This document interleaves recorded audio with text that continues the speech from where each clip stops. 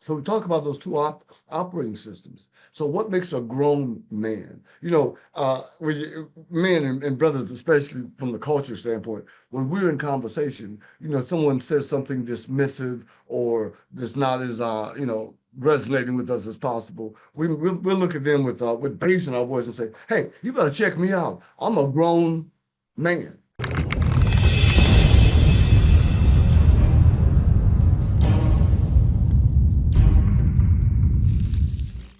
Gentlemen, you know, God has gifted me with the ability to extemporaneously share on a multiplicity of topics. I can talk about many things because I've read many books and I've written many books. But sometimes just being just off the top of your head from the knowledge base that you have isn't rhema, it's just word. And this morning, the Lord just impressed it upon me to help you with a rhema word. So I've been really seriously focused on building out this message so that you actually get what the Lord is giving me. And of course, anytime when you're trying to do something right, uh, it seems like the enemy wants to get all crazy and make things wrong here. So we ain't gonna give him no credit. I'm just gonna start here and can you see that? Can you see my screen? Let's see. Uh, Okay, there you go. No, can't see it, brother Matt. Can you see it now? Yes. Okay. Can you hear me now?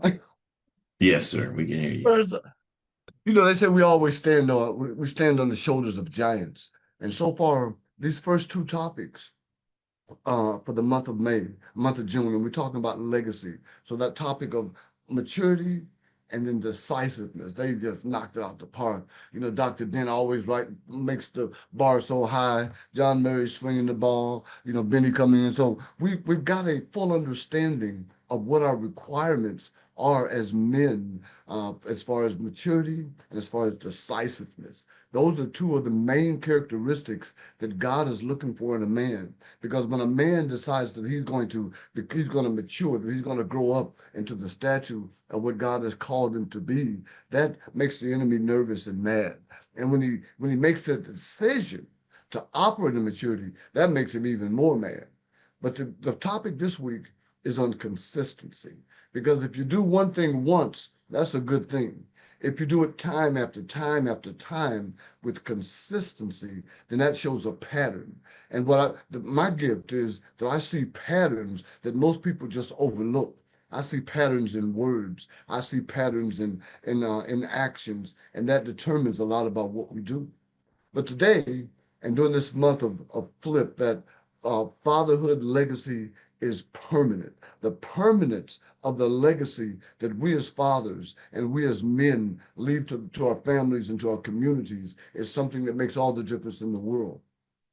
So this week, we're talking about consistency when we look at the four verticals: man, maturity, decisiveness, consistency, and strength. And if you can operate in all four of those areas with balance and with vision, then your life begins to operate properly. Our president Benny always says, is your life working? Does your life work? So today I want to talk to you about the grown man code. Is how to live the life that you're entitled to. All too often, we're living beneath our standard, beneath our privilege, because we don't have a code or we don't know what the code is. Now, when you look at things, everybody, everything has a code. So the question is, what is your code? Every kingdom aligned man has a code that he lives by. And actually, there's one of two codes that we're going to talk about in the as we go forward.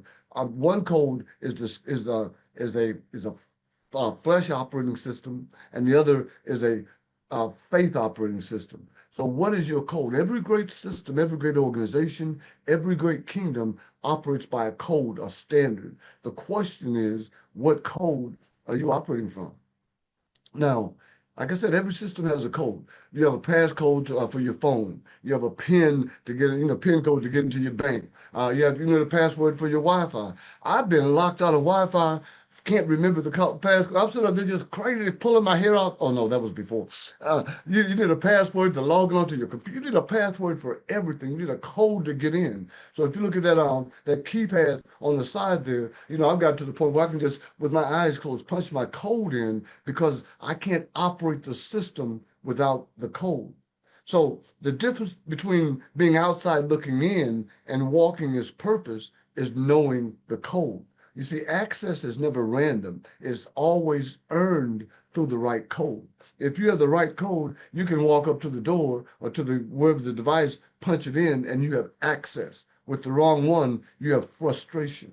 So there are two operating systems, as I alluded to earlier, and this is the crux of the matter. If you're taking copious notes, I want you to now take comprehensive, expansive notes, because once you understand this, your life will begin working better, and it'll begin working better and gooder and gooder. There are two operating systems. The flesh operating system says, give me what I want.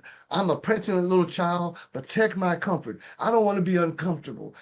Feed my ego. Make me feel like I'm a wonderful person, that I'm better than I am.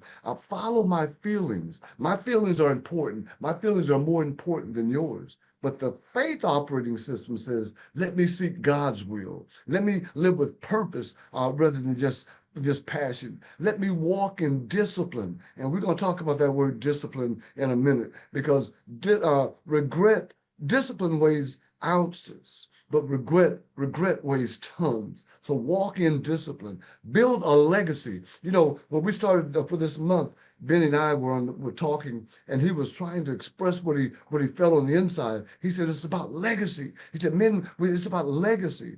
So if we operate in the four verticals of the National Men's Prayer Call, maturity, decisiveness, consistency, and strength, the key is that we live a legacy. We live a life that's the symbolic of those four verticals, and life becomes better. It said the flesh desires what is contrary to the spirit. When you read Galatians 5:17, it unpacks that in ways that make you see it a little bit clearer. So we talk about those two operating systems. So what makes a grown man? Men and brothers, especially from the culture standpoint, when we're in conversation, someone says something dismissive or that's not as, resonating with us as possible, we'll look at them with bass in our voice and say, hey, you better check me out. I'm a grown man.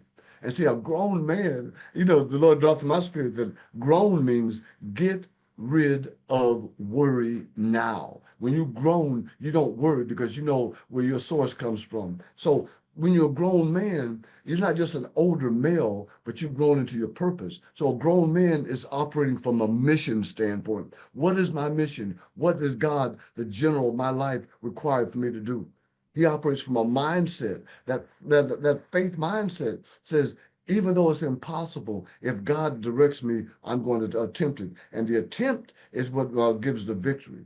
There's a standard. A grown man has a standard. This is what grown men do. This is not what grown men do. Grown men don't whine and complain and compare, but instead they focus from a different standpoint, a different position. So the mindset's important. The standard's important. They're saying, as a grown man, there's things that I will not do. There's things that I do not do. There are things that I do because they should be done. I have a standard. I follow that standard. And the people that know me and that see me and that are in any way operational with me, they know what my standard is. And they don't compromise my standard. And they don't push me to compromise my standard because I have a code. And the difference between a grown male and a grown man is that a grown man lives by that code. So let's talk about that code. If you're taking notes, this is when the time your fingers should get busy. Let's look at that word code, because you knew you were going to get an acronym. Don't walk into this room. You know the story about the frog and the scorpion. And the scorpion wanted to get across the river, and the frog could take him across the river. So the frog said, no, I can't let you ride on my back across the river because you'll sting me and then we'll both die. And the scorpion said, do you think I'm stupid? Why would I sting you? Then we would both die. Let me ride. So he hops on his back, and halfway across the river, sure enough, the scorpion stings him, and they're drowning and dying. And this frog said, "Why?" He said, "That's because that's my nature." So we have to understand the nature of a thing, the nature of who we are. And so when we look at that code, it breaks down. This is the framework for a kingdom aligned man. First, the C stands for clarity. Guys, if you're not walking with clarity, if you don't understand, if you're not clear and you're not able to articulate what you're doing, that's a problem. But a grown man, a spiritually grown man, operates with clarity. And he doesn't have to tell you, "I'm a grown man." You'll see it because that clarity will express itself. Then he operates with obedience. Whew. The reason they say obedience is better than sacrifice, because when you obey, you don't have to sacrifice. So obedience is an important aspect. Then discipline. We're going to get into discipline a little bit more as we unpack this thing, because that is probably one of the most crucial things that you as a man of God can do, develop discipline in your life. And finally, expectations. Expectation is faith in action. Expectation allows you to, and you have trust and confidence that God is going to deliver it because he said it in his word that he would. So code is not just an acronym, it's the blueprint for biblical manhood. It's the operating system that a spiritually grown man chooses to live by and operate under. And that's important because what you decide and what you live by is how you will be judged. So let's talk about that first letter, C. And let's talk about clarity. You have to know who you are and why you're here. Many people think that what they do defines who they are. I'm a dentist, I'm a doctor, I'm a delivery man, I'm a dog catcher. Whatever your job is defines who you are. And that's very false.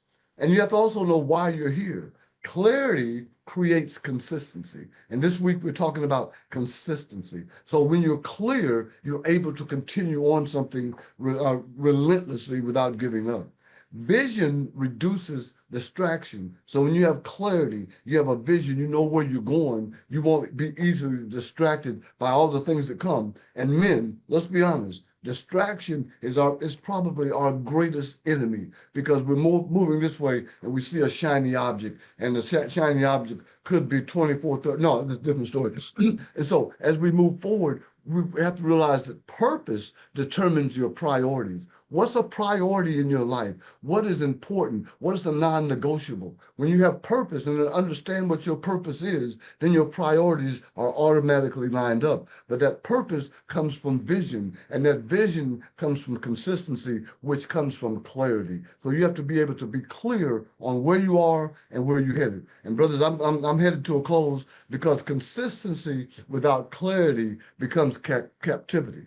Let me read that again. Let me say that again. Consistency without clarity becomes captivity. That means you're consistently doing something over and over and over and over again. And if it's the wrong thing, you're climbing the wrong mountain. We have Brother Saccone, Dr. Saccone Prince on the line right now. And we did his first book. It's called, "Are You Climbing the Wrong Mountain?" You climb up the wrong, consistent, but you mature, you were decisive. You got to the top of that mountain and looked at the other side and said, "Well, dadgum, I'm supposed to be over there." Consistency and clarity make sure that you climb the right mountain. What did Habakkuk say? He says, "Write the vision and make it plain." Clarity is the first step to success and progress. And then that next step is, this code is very simple. It's something that you can, when you're in the midst of a situation, you can just stop and say, "Now, what's the man code? What's the man code?" First is clarity. Let me get clear on this issue. Then the second step, perhaps the hardest, or one of the hardest that man has to live by, and that's obedience. They say it's better than sacrifice, but it says, "Not my will," in Luke, "but thine be done." He said, I want to eat, drink, and be merry, but don't even look at what I'm saying. At this point in the game, I'm under subjection, I'm under submission. Your will be done. When we follow God's direction and not just our feelings, then that's when success begins to come about. Obedience over convenience. See, if it's convenient, a lot of people say, "No, I don't want to. I'm not going to obey because it's not convenient for me. My mama wants me to go somewhere. My wife wants me to do something. I've got to do this. I've got to do that." And God's calling you to do something higher. See, obedience over the convenience. And then you look at commitment over comfort. I want to sit back and watch the game. I want to sit back in my easy chair and drink an adult beverage. And see, my commitment is to get up and to go out and to share. My commitment is to mentor another young man. My commitment is to do something that makes me uncomfortable. So commitment over comfort, and then calling over culture. Brothers, that's hard for us. The culture is calling us. The culture says, let's party. The culture has us doing all sorts of things that are nefarious and negative and not producive or conducive to the narrative that we're seeking to live out. So our calling says God is calling you to a higher position. He's calling you to mentor. He's calling you to step out. He's calling you to step in. He's calling you to do certain things, but the culture is calling you louder. The culture says, come on over here. We get ready to party. We get ready to have a great time. We're going to have a wonderful time. You know what happens at 11:30? We're going to do that thing at 11:30, and you got to be home by 11 o'clock. The culture is calling, but we have to understand that our calling, that the higher calling, for us to be able to be that role model, to be able to be that direction to someone that's lost. That's our calling. Our calling is to step up and to be the man that God called us to be consistently, not once, not twice, but for the rest of our life. And so a grown man stops negotiating with the assignment that God gave him. Whew, that dog will hunt. God gave you an assignment, you negotiate, well, can I just do just a part of it?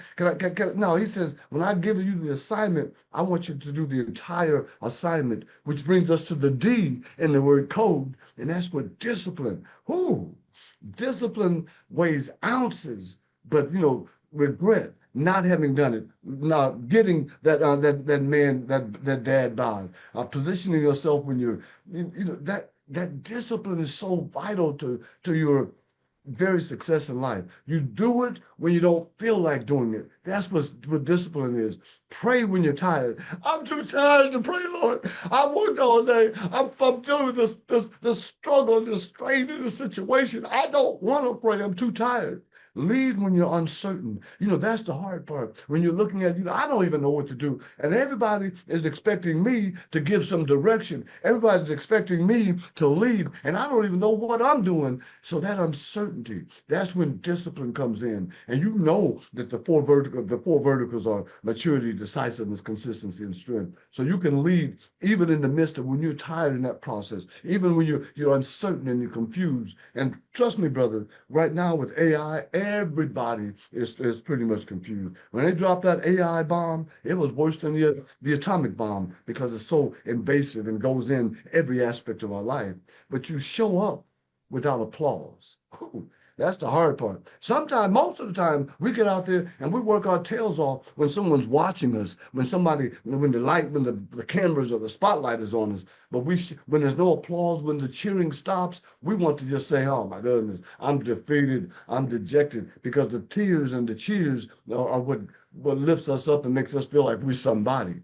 Stay after the excitement fades. Guys, I'm rushing to a close. But, discipline says when the excitement is over, that you stay to the task, that you complete the task. I know for me, I've been working on a couple of projects, and it was so tedious because I had to do the same task over and over again in order for the format to come out right. And that consistent doing and working and redoing and re-editing is something that I'm tired. The excitement is over. Okay, they done paid me. I got to do this book, but I'm not ready to move on to something else. But discipline makes me get my little tail down there and do the hard work.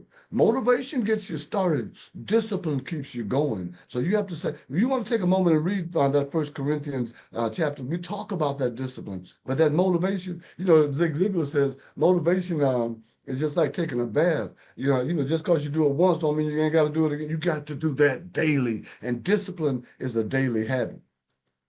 So then we talk about expectation. When you expect something, that means that you're looking for it. You already believe it's going to happen. You in your spirit, it's going to happen, and you're just waiting for it. And you're waiting with anticipation, anxious anticipation, because you believe it's going to come about. Expectation is faith in action. Expectation says, because I've done this, the law of nature, the law of society, the law of laws says this is the result I should expect. When a woman is when she's pregnant, she's expecting. She knows that at an appointed time, a result is going to happen. Her womb will open up, a child will come forth, and now the real work starts. See, you have to trust God's timing. You have to believe that consistency matters. Because if you believe consistency is irrelevant or it doesn't mean much or anything, then that means you get off of it. I've been on this exercise routine for the last almost 2 years. And some mornings, like this morning, I wake up and I say, well, I can forego it today because I'm a little tired, or I give every reason in the world. I might as well say, the dog died, because any excuse is good as another. But the bottom line is I'm faithful and I'm believing it that's going to come about. So guys, faithful seeds produce future harvests. Think about that. You plant that faith seed, you water it, you pull out all the weeds and you allow it to grow up, and it becomes a product that produces fruit. Fruitful seeds come from the harvest come from the seeds that you plant today. They say, when's the best time to plant a tree? They said 20 years ago.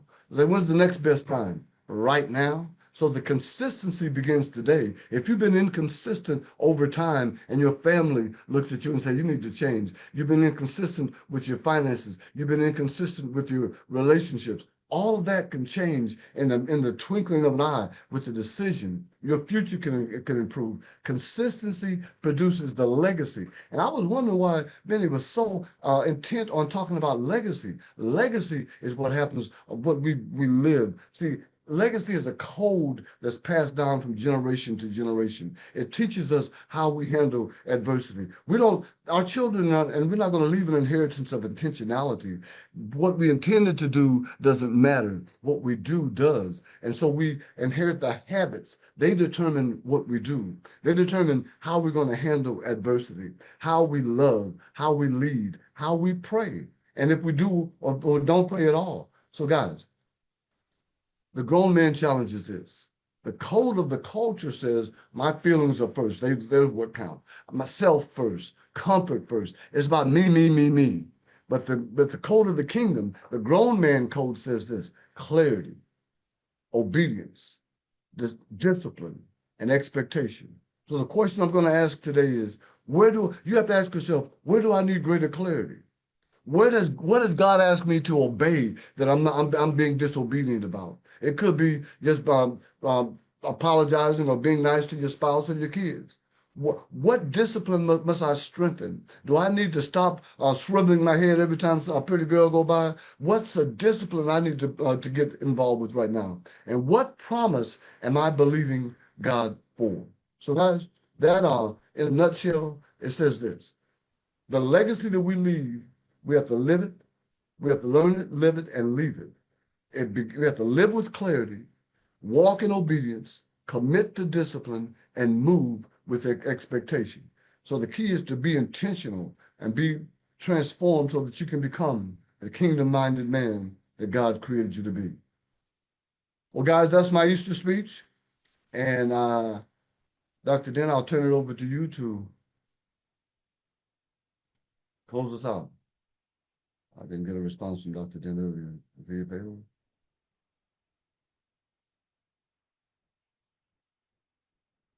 Dr. Den, are you there, sir? Well, we're going to open up the floor. Dr. Den, I may have knocked him out just a second ago. The floor is open for anybody that would like to respond or give some comment on what we just shared.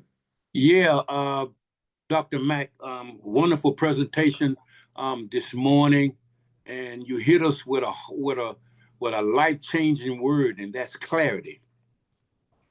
And I understood that in my life, clarity has to be out front, so I could easily understand why things are in my life and what I should be doing in my life. I can be seen and I can be heard as long as I got good clarity. And for me, clarity helps me to be free from ambiguity or confusion and distortion. And then once I was just thinking about, once I have my clarity in place and I understand who I am and what I'm supposed to do for God and in the life of my family, now I could inject the codes of manhood. Wow. Those codes, and this is what I wrote down for me. Thank you for sharing that. This is what I wrote down for me. One of my clarities is one of my man codes is to provide, take responsibility for the financial well-being of my family, protect using physical strength or emotional as a shield to help my family from becoming vulnerable to the attacks of the world. And then I procreate. I pass down that legacy not only to my son, but to my grandchildren. So this clarity of vision, this manhood could go on. Not only it'll pass through me, through my children, through their children, throughout the community. So thank you for that wonderful presentation this morning. You put all of us in our back seat. You made all of us scratch our head, you know what I mean? Because that's another nugget that we can have in our pockets. Thank you so much. God bless you. All right, Dr. Mack, anyone else? Mr. Curtis, you seem like you anxious to say something.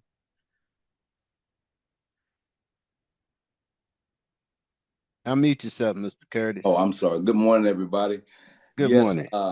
Dr. Mack, as always, and the one word that you hit on is discipline. And that's what I've really been, you and I have talked about that, and what God has me now is going to require a lot of discipline. And as Dr. Murray was talking about, though, he was kind of hitting on 3 P's and talking about protect and providing and stuff like that. I just know that for me, that discipline, man, is just hard. I mean, but you know what? So what? I don't make excuses. I just get up every day and I make moves at the end of the day. But that discipline part, I appreciate you just reminding me of how important that we have to be disciplined in order to get where God would have us to be at the end of the day. So thank you so much for talking about discipline. And that's something I'm really, really praying, asking God to help me have. And just like you said, it's like you said, it's something you don't just do one time. Every day, it's a work to get up every day. Just because you did it today, don't mean it's just going to come easy tomorrow. So I appreciate those words of encouragement, my brother. Thanks, Curtis. Thank you for sharing that. Someone else. Good morning, gentlemen. Good morning. Awesome presentation, Dr. Mack, as usual. A Mack attack for this Tuesday morning. I like how you started this thing off when you talk about the 2 operation systems that we deal with every day, and we have to choose either we're going to operate under the flesh or operate under faith. And those distinctive differences I can look at in my life. The flesh gives me what I want, but faith, I'm seeking God. So it's not my will, but His will be done. The flesh, I want to protect my comfort, and my faith, I live by purpose. So just having that code and understanding that, what system am I operating under today? And I like the fact that you say, like, it's like taking a bath. Just because you did it once, it ain't gonna last the rest of my life. It's something I have to do every day, to get clean and just keep showing up as a grown man. And you talk about what makes a grown man: a mission, a mindset, a standard, a code. And then you talked about that grown man code, and in that grown man code, how you use the word code as the acronym. And I just really walking away with that. And I heard some of the brothers saying already, the C is for clarity, the O is for obedience, the D is for discipline, and the E is for expectation. when I live by this code, it produced the things that I need to produce. You talk about that faith seed. When I plant it, I'm expecting a harvest from that seed. And that harvest may not come overnight, but it comes. I may consistently nurturing that seed, watering that seed, cultivating that seed until it produces in me what I needed to produce. And that's the code of that grown man in order to live this life, knowing who I am and why I'm here. You know, that's a question that a lot of men never ask themselves. You know, we just do what everybody else tell us to do, and we just be what everybody else tell us to be. But we never ask God, who am I? Why am I here? What's my purpose in this life? You put me here for a reason. And having that discipline, even when I'm tired, prayer is not an option. Prayer is a necessity, right? Dr. Dan and I talked about, you know, knowing your purpose, and your purpose begin with prayer at Gilgal. You got to have a prayer life in order to determine your purpose and to manage this code what God has given us, because that's where the direction come by. And lead, even when these sound like inserts from a book that I read from, but anyway. Lead when uncertain, and show up when there's no applause, when all of that stuff, when all of the fanfare and excitement is over, will I still be there? Will I still be consistently doing what I'm supposed to do and being who I'm supposed to be, no matter what's going on? So I really enjoyed this message this morning. Just a reminder to go back and check some things, learn more about what I need to go. You said learn it and live it, you know, and our church would say love it as well. So those are things that we have to do to operate in this grown man code on this morning. Thank you. Thank you. I really appreciate this. Well, Dr. Sound like Mack, I somebody know. was taking copious notes. No, you don't call it copious notes anymore. What's that new term you just called it? You said you don't Comprehensive call notes. comprehensive. Comprehensive notes. Comprehensive notes that you can compare and you can apply. So I like the first thing because today, Tuesday and Thursday, I've been riding my bike. I've been cycling. And today, when you talked about comfort zone, I asked myself, am I going to push myself outside of my comfort zone? My comfort zone was, like certain hills I don't want to take. They're really difficult to climb. But I say, I'm going to push myself. And then you come back and talk about, but here's the thing I took away from this. Did I forget my code? You talked about some things like I forgot my Wi-Fi, I forgot what was it? And so sometimes the man code is gone and we need to reset the code. You said that at the very beginning about, like I forget my Wi-Fi, we got pins, we have this, and they say if you forget, have you forgotten your password? And you hit that button and you reset that password or you reset your code. And I wonder how many men on this call, or even people going to review it later, need to reset their code because there is no clarity. Don't know what obedience look like. Very undisciplined and don't expect anything. David got up every morning expecting God to do something.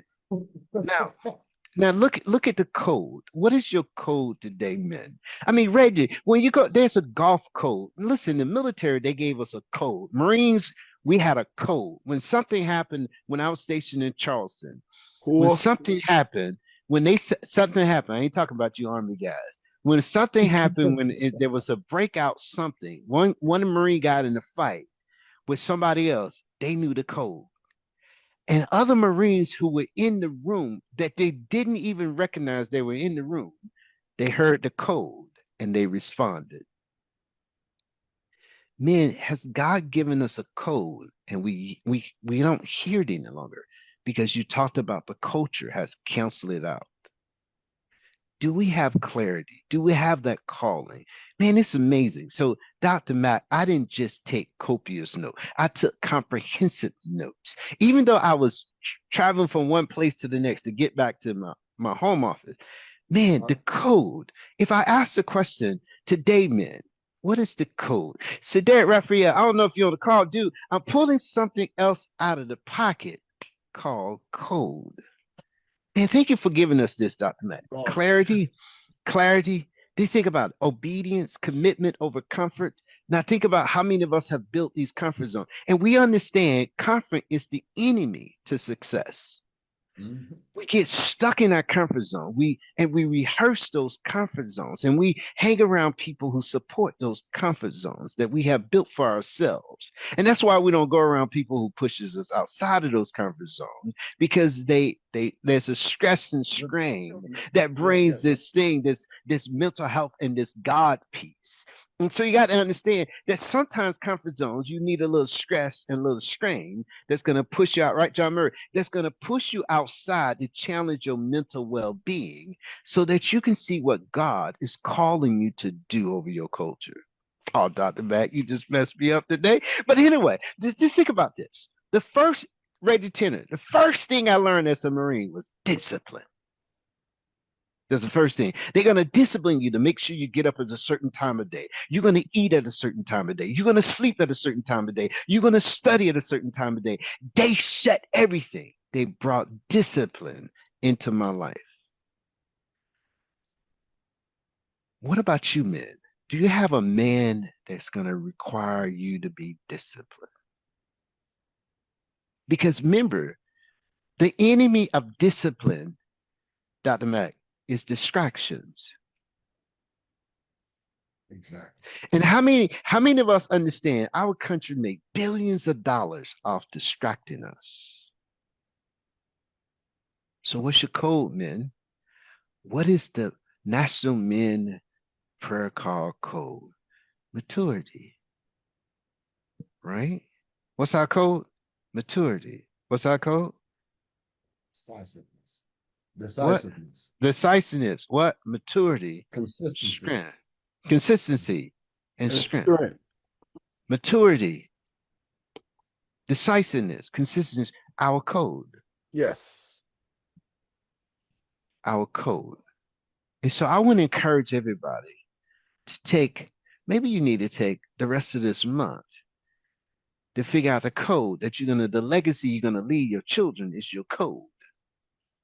Maybe you need to take the rest of the year to ask yourself, what is my code?